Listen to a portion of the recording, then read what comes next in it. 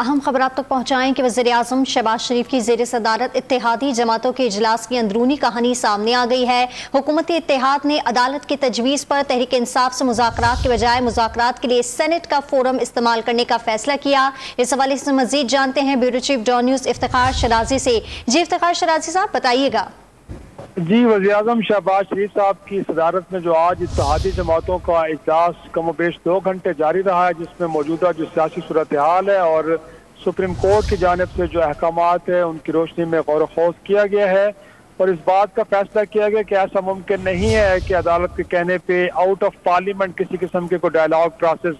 शुरू किया जाए। और इत्तेहादियों का ख्याल यह है कि क्योंकि सेनेट के अंदर तहरीक इंसाफ के अरकान मौजूद हैं, लिहाजा बेहतर ये होगा कि पार्लिमानी और आइनी फोरम इस्तेमाल किया जाए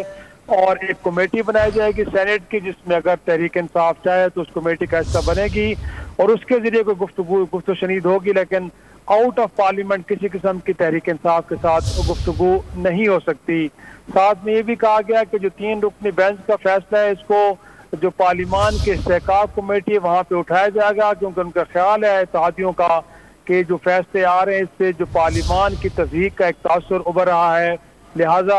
ये भी फैसला किया गया है कि स्पीकर कौमी असम्बली इस हवाले से चीफ जस्टिस ऑफ पाकिस्तान को एक खत भी लिखेंगे, जिसमें जो पार्लिमान है इसकी इज्जत और तकरीम के हवाले से